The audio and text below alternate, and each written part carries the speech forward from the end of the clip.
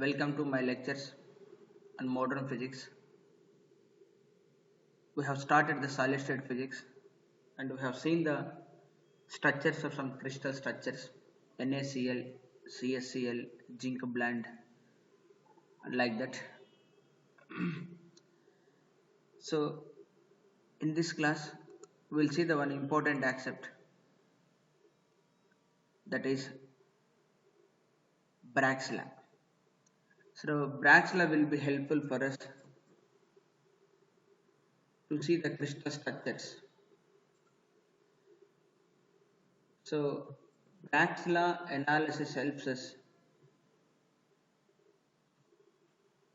Bragg's law analysis will help us to study the structure of the given crystal.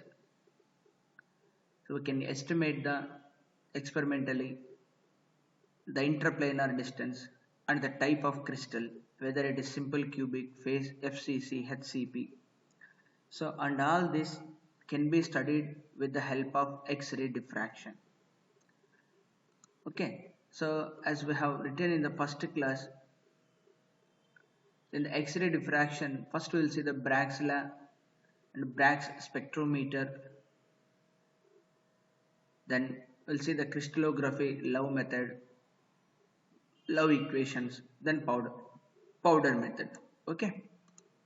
So in this class, first we'll see the Bragg's law. So what is this law? Fine. Go for the law. Bragg's law.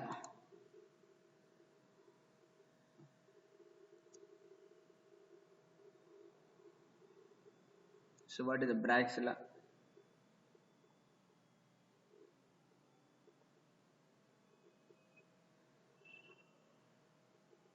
Okay. So we have seen in the previous classes the periodic arrangements of the crystal points.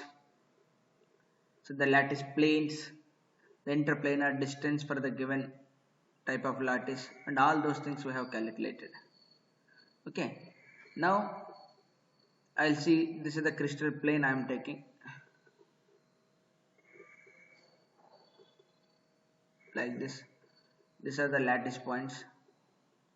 So 3D structure it is.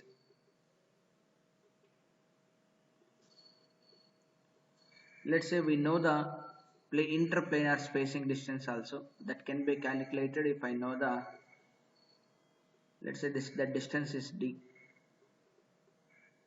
This distance is d. So I call this as one plane. I'm sorry. So plane which connects the points, is passing through the lattice points. One plane, and this is another plane.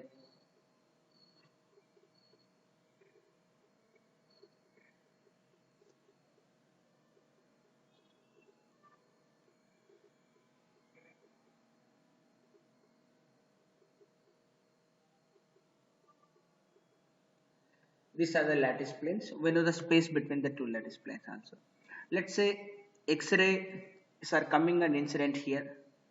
Let's say one X-ray is coming and incident here. And it is scattered by the atoms.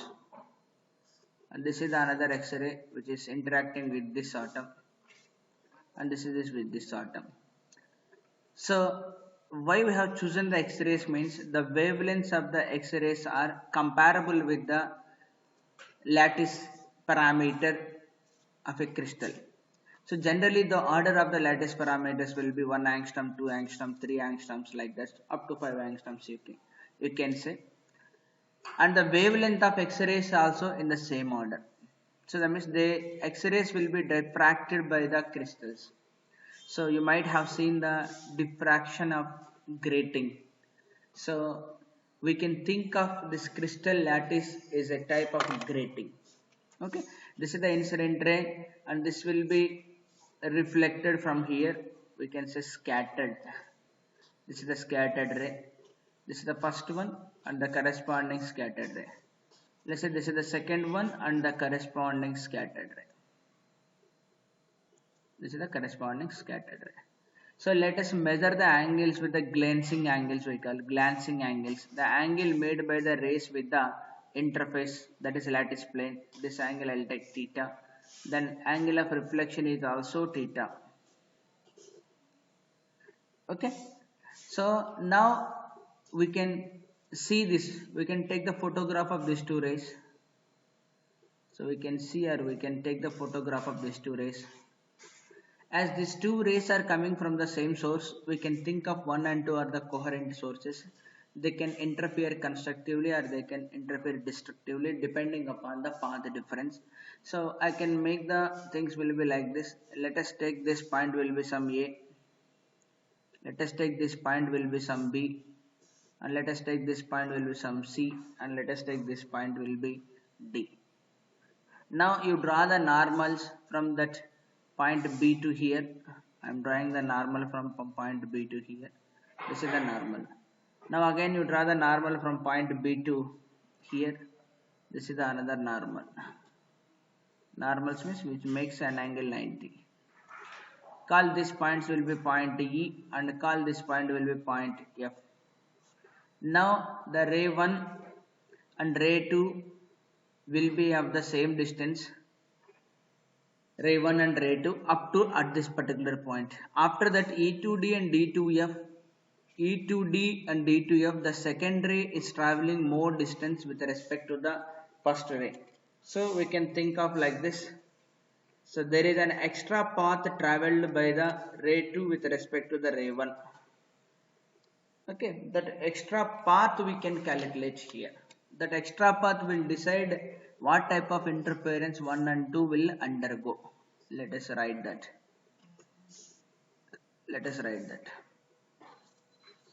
So the path difference between the ray 1 and ray 2. Optical path actually. The path difference between the ray 1 and ray 2. So the extra path will be E2D and D2C. So the path difference, I can put delta P, the path difference, that is E2D and plus D2F. By the symmetry we can say that E2D, the distance is same as that of D2F. Let us put this will be is equal to 2 times of E2D. Okay, fine. Now I will draw a line from here to here. This is the line I will draw here. This distance is known for as D. As this angle is theta and this is 90 minus theta, this angle is again theta. Similarly, theta 90 minus theta, this again angle is theta. And this length is known, that is D distance. So now I can estimate this distance and this distance easily. Apply for the sin theta, opposite side by hypotenuse, So E2D will become D sin theta. So that is delta P will be is equal to E2D is 2D sin theta. So I got the extra distance traveled by the ray 2 with respect to ray 1. Okay. So you have seen here the ray 1, this is the ray 1 and ray 2 parallel rays. These two are parallel rays. So they have reached there and they have traveled the same distance. No issues with that. So when it comes to here,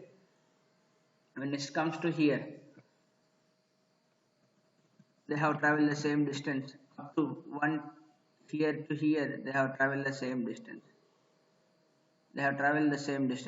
From here to here, same distance. When it comes to at this particular point, the first ray goes to reflector like this. Then it is going like E2D, then D2F. Okay, so then after this second ray and this first ray will be traveling up the same distance. So E2D and D2F will be both are identical. So that is the extra distance traveled by the ray 2 with respect to ray 1 that we have calculated. Now this extra path distance will be observed. Now let us see whether there is enough constructive interference or destructive interference, or actually it is called as the diffraction. So we call the rays 1 and 2 incident rays, and there will be a diffracted rays or scattered rays. the path difference between the two scattered rays. And also we are measuring angle theta with respect to the interface, not with the normal. Remember, here we are measuring with the interface, not with respect, not with the interface, not with the normals. That's why we call it the glancing angle. Theta is known as the glancing angle. Okay. So the condition for constructive interference or constructive for condition for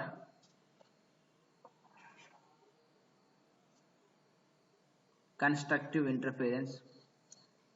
This you might have studied in your intermediate. The path difference must be is equal to even number multiple of lambda by 2, or otherwise we can write n lambda. Even the condition for destructive interference, condition for destructive interference is delta p is equal to odd number multiples of lambda by 2. Odd number is 2n minus 1. N can be 1, 2, 3, 4 lambda by 2. So when there is a constructive interference, we see that the intensity is maximum. Intensity is maximum. When there is a destructive interference, then intensity is minimum. So we see here the bright spot here. Here we see the dark spot here. So whether we see the bright spot and dark spot, that is decided by these conditions. That's why I said the conditions are important.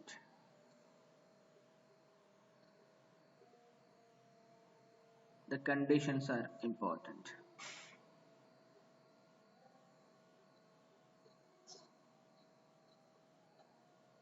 Okay. So what Bragg showed that according to Bragg's,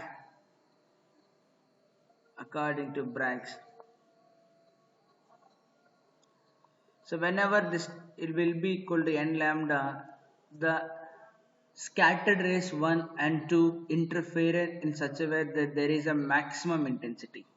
So there is a maximum intensity detected by the detector or otherwise receiver. So that means I got as delta p as 2d sin theta, that is equal to n lambda. N can be 1, 2, 3, 4 and so on.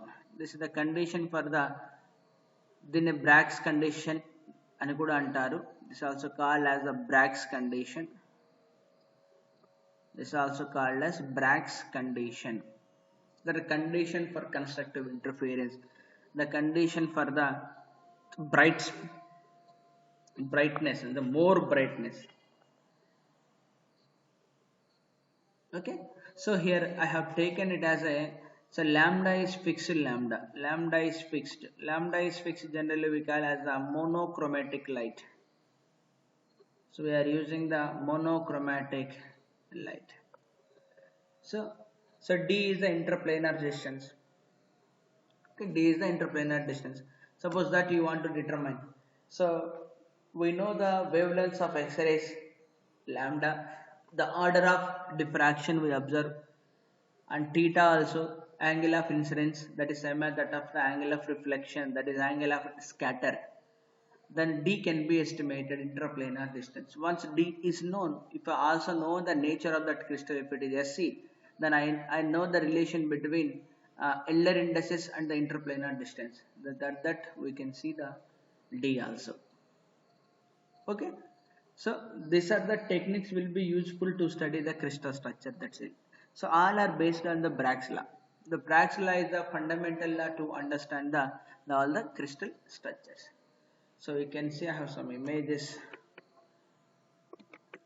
So how the Bragg's law is useful. Yeah. So the one of the best experiment is the Bragg's X-ray spectrometer. So Bragg's spectrometer will be useful to study the crystal structures. ఏ method అయినా సరే మనకు దేనికి ఉపయోగిస్తామయ్యా అంటే crystal స్ట్రక్చర్స్ని. So Bragg's X-ray spectrometer కావచ్చు, Laue method కావచ్చు, powder method. So all these methods will be useful to study the crystal structure. Some information regarding the crystal. So అసలు ఆటమ్స్ ఎలా అరేంజ్ అయి ఉన్నాయి, what is that lattice constant, what is interplanar distance. So ఇలాంటివన్నీ మనకు కావాలి. ఇంకా ఫర్దర్గా mechanical properties, electrical properties, thermal properties, optical properties, ఇలా ఏ ప్రాపర్టీని మనం స్టడీ చేయాలన్నా about that material we need some information that will come through the X-ray diffraction techniques. Okay, so there are other techniques also there, like electron diffraction techniques, but that is not required because the size of the spacing between the lattice planes is comparable with the X-ray diffraction. That techniques are enough for us to determine anything. So the one of the important thing we'll see, that is the Bragg's X-ray spectrometer. So before going to the Bragg's, first I'll complete that Bragg's X-ray spectrometer, then we can solve some problems. Okay, so any manner it is okay. Okay, first I'll finish the this Bragg's X-ray spectrometer, then we'll move to the problems based on that Bragg's law. Okay, so let us see that.